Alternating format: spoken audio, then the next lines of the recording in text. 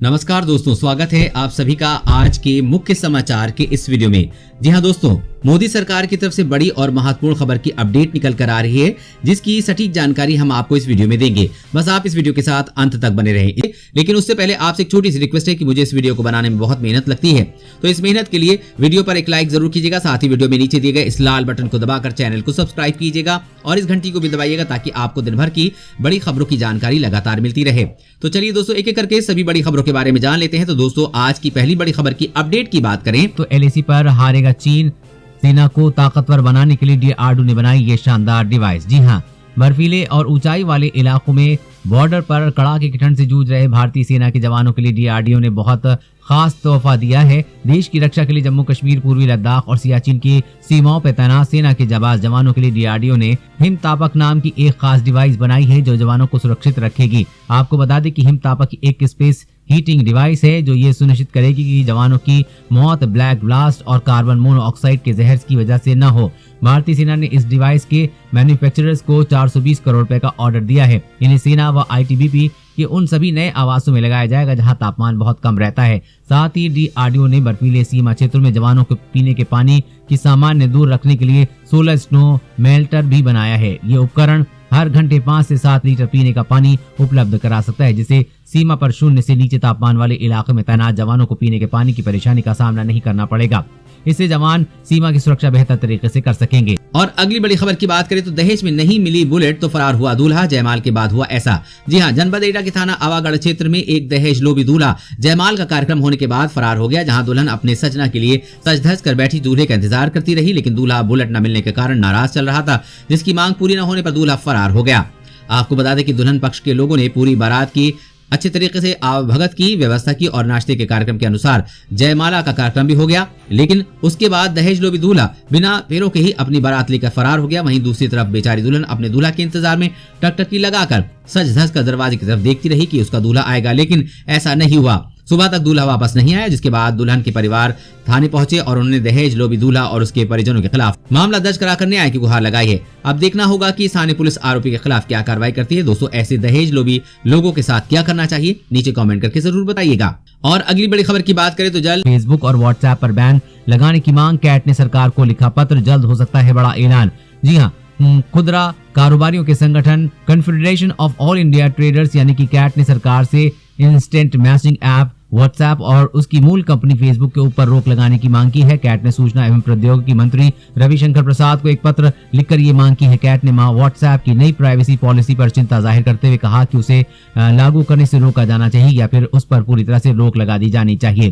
Cat ने कहा कि भारत में फेसबुक के 20 करोड़ से अधिक यूजर्स हैं और इसे हर यूजर्स के डेटा तक पहुंचने में सक्षम करने से न केवल अर्थव्यवस्था बल्कि देश की सुरक्षा के लिए भी गंभीर खतरा पैदा हो सकता है। हाल ही में व्हाट्सएप ने अपनी प्राइवेसी पॉलिसी को अपडेट किया है। ये प्राइवेसी पॉलिसी 8 फरवरी से लागू हो जाएगी। व्हाट्सएप ने इसमें बताया है कि वो कैसे यूजर्स के डेटा का प्रोसेस करती है और डेटा को फेसबुक के साथ किस तरह से शेयर करती है। अपडेट में ये भी कहा गया है कि व्हाट्सएप की सर्विस का उपयोग जारी रखने के लिए यूजर्स को 8 फरवरी 2021 तक नई शर्तों और नीतियों से सहमत होना होगा। वैसे दोस्तों, भारत में फेसबुक और व्हाट्सएप को बंद कर देना चाहिए या नहीं, नीचे कमेंट करके अपनी राय जरूर दें। और अगली बड़ी खबर की बात करें तो भारत से मौसम युद्ध की फिराक में चीन तकनीक के जरिए मौसम को करेगा कंट्रोल। जी हां, भारत और चीन के बीच लद्दाख में तनाव को लगभग 8 महीने होने वाले हैं। इस बीच चीन ने LAC पे लंबा रुकने का फैसला कर लिया है। वो सैनिकों और गोला बारूद की तैनाती बढ़ाकर पहले से ही ऐसा संकेत दे रहा था। अब हद ये है कि चीन तकनीक के जरिए वहां का मौसम तक बदलने की फिराक में है। इसे वेदर मॉडिफिकेशन सिस्टम कहा जा रहा है, जो काफी लंबा चौड़ा इलाका कवर करेगा। चीन ने इस प्रोग्राम का दायरा 50.5 लाख वर्ग किलोमीटर तक बढ़ाने की योजना बनाई है। ये भारत के क्षेत्रफल से तकरीबन 1.5 गुना ज्यादा है। चीन की स्टेट काउंसिल के मुताबिक वो तकनीक के जरिए बर्फबारी और बारिश जैसे मौसमी बदलाव पर काबू कर सकेगा। खबर है कि इस तकनीक को बनाने की वो लंबे समय से कोशिश कर रहा था और केवल 4 साल में इस पर करीब 9,890 करोड़ रुपए खर्च कर चुका है। अब ये प्रोग्राम प्रायोगिक स्तर में आगे आ चुका है और चीन को इससे सफलता भी मिलने लगी है। विशेषज्ञों का डर है कि खुराफाती चीन इसका इस्तेमाल भी हथियार की तरह करने से बाज नहीं आएगा। एक रिपोर्ट के मुताबिक लद्दाख में ठंड में जिस तरह की हड्डियां जमाने वाली ठंड पड़ती है, भारतीय इलाके में वो ऐसे और बढ़ाकर सैनिकों की मुश्किल को और ज्यादा बढ़ा सकता है। और अगली बड़ी खबर की बात करें तो आलू को भूल के फ्रिज में न रखें वरना हो जाएगा कैंसर। जरूर जान लें इस काम की खबर को। जी हाँ, खाने पीने की चीजों को लंबे समय तक रिजर्व करके रखने के मकसद से हम उन्हें फ्रिज में रख देते हैं। किचन गैजेट्स के रूप में देखें तो फ्रिज बेहद काम की चीज है जो खाने को स्टोर कर रखने में मदद करता है और खाने को बर्बाद होने से बचाता है। लेकिन फ्रिज का ठंडा तापमान कई तरह के हेल्थ इश्यूज के लिए भी जिम्मेदार है। आपको जानकर हैरानी होगी कि खाने पीने की ऐसी कई चीजें हैं जिन्हें आपको भूल से भी फ्रिज में नहीं रखना चाहिए। उन्हीं में से एक आलू है। जब आप आलू को फ्रिज में रखते हैं तो फ्रिज का ठंडा तापमान आलू में मौजूद स्टार्च को शुगर में बदल देता है और ये शुगर आगे फिर रिएक्ट होती है और एक खतरनाक केमिकल में तब्दील हो जाती है जिससे कई तरह के कैंसर होने का खतरा रहता है। अमेरिकन कैंसर सोसाइटी की माने तो आलू को फ्रिज में भूल के भी न रखें, बल्कि आलू को सामान्य रूप से टेम्परेचर पर किसी सूखी जगह पर रखना चाहिए। साथ ही आलू को बहुत ज्यादा उच्च तापमान पर पकाने से भी बचना चाहिए। और अगली बड़ी खबर की बात करें तो रेलवे का बड़ा फैसला, जनरल टिकट के लिए खोले काउंटर, अब ऐसे मिलेगा टिकट। जी हाँ, कोरोना वायरस महामारी से उबरते हुए जुटे रेलवे ने ट्रेन यात्रियों को राहत दी है। ताजा आदेश के बाद संक्रामक और जानलेवा बीमारी के कारण लंबे समय से बंद रेलवे के टिकट काउंटर खुल गए हैं। अब यहाँ आम रेल यात्रियों को जनरल टिकट उपलब्ध होंगे। इससे गंतव्य तक जाने में आम लोगों को परेशानियां कम होंगी। अब तक रेलवे की ओर से छोटी दूरी की ट्रेनों तथा पैसेंजर ट्रेनों में भी एक दिन पहले ऑनलाइन या ऑफलाइन रिजर्वेशन के जरिए टिकट लेने की सहूलियत दी गई थी। ऐसे में आम लोगों को यात्रा करने में अतिरिक्त सावधानी के साथ परेशानी भी उठानी पड़ रही थी।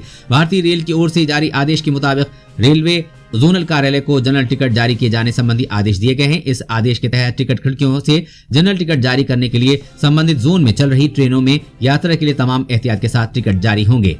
और अगली बड़ी खबर की बात करें तो 400 आतंकी एलओसी पार करने की फिराक में हैं। बड़े हमले के मिले संकेत, सेना कोने कोने पे तैनात। जी हाँ, पाकिस्तान कंगाली से बुरी तरह जूझ रहा है, लेकिन उसके बाद भी नापाक हरकत से बाज नहीं आ रहा है। अपने देश के हालातों को सुधारने के बजाय इमरान सरकार का ध्यान भारत में ही लगा रहता है। ऐसे में लाइन ऑफ कंट्रोल यानी कि एलओसी के पास लगभग 400 आतंकवादी लॉन्च पैड पर हैं। सीमा पर ये आतंकी सर्दियों में बर्फ और कोहरे का सहारा लेते हुए घुसपैठ की फिराक में लगे हुए हैं। लेकिन इस बारे में भारतीय सुरक्षा अधिकारियों का कहना है कि घुसपैठ रोधी ग्रिड आतंकियों के नापाक मंसूबों को विफल करने की दिशा में लगातार काम कर रही है। असल में भारत चीन सीमा गतिरोध के बाद से भारतीय सेना ने भारत पाकिस्तान सीमा पर सुरक्षा कड़ी कर दी है। इसके चलते अब आतंकी हर संभव कोशिश के बाद भी सीमा पार करने में विफल साबित हो रहे हैं। ऐसे में बॉर्डर पर आतंकवादियों द्वारा घुसपैठ की इस खबर की पुष्टि करते हुए एक अधिकारी ने बताया कि पीओके में एलओसी से लगे हुए इलाकों में विभिन्न लॉन्च पैड पर करीब 300 से 400 आतंकवादियों के होने की जानकारी मिली है। इसके बाद भारतीय सेना को हाई अलर्ट पर रखा गया है। साथ ही सीमा पर सर्च ऑपरेशन भी चलाया जा रहा है। उन्होंने बताया कि आतंकी जम्मू कश्मीर में घुसपैठ के लिए पूरी तरह से तैयार हैं। और अगली बड़ी खबर की बात करें तो जल्द ही डिजिटल फॉर्मेट में आ जाएगा वोटर कार्ड, आधार की तरह कर सकेंगे डाउनलोड। जी हाँ, भारतीय चुनाव आयोग अब मतदाता पहचान पत्र यानी कि वोटर कार्ड को डिजिटल स्वरूप में लाने की योजना का काम कर रहा है। इसका मतलब है कि आने वाले समय में वोटर कार्ड को भी आधार की कार्ड की तरह अपने पास डिजिटल फॉर्मेट में सुरक्षित रख सकेंगे और जरूरत पड़ने पर डाउनलोड भी कर सकेंगे। इस योजना के पीछे आयोग का उद्देश्य मतदाताओं को इलेक्ट्रिक फोटो आइडेंटिटी कार्ड सुविधा आसानी से मुहैया कराना है। जानकारी के अनुसार डिजिटल वोटर कार्ड पाने के लिए एक हेल्पलाइन शुरू की जाएगी जिसके माध्यम से केवाईसी कराने पर यह सुविधा मिलेगी। मतदाताओं के पास फिजिकल कार्ड भी रहेगा। ये सुविधा शुरू होने पर नए मतदाता अपना कार्ड सीधे डाउनलोड कर सकेंगे। उन्हें डाक के माध्यम से कार्ड आने का इंतजार नहीं करना होगा। साथ ही मतदाता डिजिटल वोटर कार्ड के माध्यम से भी वोट डाल सकेंगे। इसके साथ ही चुनाव आयोग ने ओवरसीज मतदाताओं को भी इस योजना का लाभ देने का फैसला किया है। जानकारी के अनुसार चुनाव आयोग ने इस सेवा को लेकर अपनी तैयारियां पूरी कर ली हैं। जल्द ही देश भर के मतदाताओं के लिए डिजिटल वोटर कार्ड की सुविधा शुरू की जाएगी। और अगली बड़ी खबर की बात करें तो कोरोना संकट के बीच महंगाई का झटका, साबुन तेल और पैकेट बंद सामानों की कीमतों में होगा इजाफा। जी हां, कोरोना संकट के बीच उपभोक्ताओं पर महंगाई की एक और मार पड़ने वाली है। उपभोक्ताओं को दैनिक इस्तेमाल में आने वाली वस्तुओं जैसे साबुन, खाद्य तेल और पैकेट बंद सामान खरीदने के लिए आने वाले दिन में अधिक कीमत चुकानी होगी। कच्चे माल की कीमत में बढ़ोतरी के चलते एफएमसीजी कंपनियों ने अपने उत्पादों की कीमत में बढ़ोतरी करने का फैसला किया है। कुछ एफएमसीजी कंपनियां जैसे मैरिको और अन्य ने अपने उत्पाद की कीमत बढ़ा चुके हैं। वहीं डाबर, पार्ले और पतंजलि जैसी कंपनियां स्थिति पर करीब से नजर रखे हुए हैं। एफएमसीजी कंपनियों का कहना है कि वो कच्चे माल की कीमत बढ़ने का असर अपने उत्पाद पर पड़ने का आकलन कर रहे हैं। हालांकि वो लंबे समय तक कीमत में बढ़ोतरी का फैसला नहीं टाल सकते हैं। आने वाले समय में वो कीमत को में बढ़ोतरी करेंगे। इसके साथ ही आपको बता दें कि कच्चे माल की कीमत में बढ़ोतरी के चलते LED TV, fridge, washing machine और दूसरे कुछ होम अप्लायंसेस की कीमतें 10% तक बढ़ सकती हैं, जिसका सीधा असर आम आदमी पर पड़ेगा। और अगली बड़ी खबर की बात करें तो चीन पाकिस्तान से एक साथ निपटने के लिए तैयार होगी भारतीय सेना, रणनीति में हुआ ये बदलाव। जी हां, पूर्वी लद्दाख में जारी विवाद के बीच सेना अपनी कुछ जंगी फॉर्मेशन को डुअल टास्क यानी कि दूसरे कार्य में बदलने पर विचार कर रही है, जिन्हें चीन और पाकिस्तान दोनों से निपटने की इजाजत होगी। अभी तक जंगी फॉर्मेशन का मुख्य फोकस पाकिस्तान सीमा पर ही रहता था, क्योंकि वास्तविक नियंत्रण रेखा यानी कि LAC पर कोई खास खतरा नहीं था। सरकारी सूत्रों ने बताया कि चीन के साथ जारी विवाद को देखते हुए किसी अतिरिक्त बल या नई स्ट्राइक कोर को बनाए जाने की आवश्यकता नहीं, मौजूदा जंगी फॉर्मेशन को ही दोनों मोर्चों को संभालने की जिम्मेदारी दी जा सकती है। उन्होंने बताया कि इस बारे में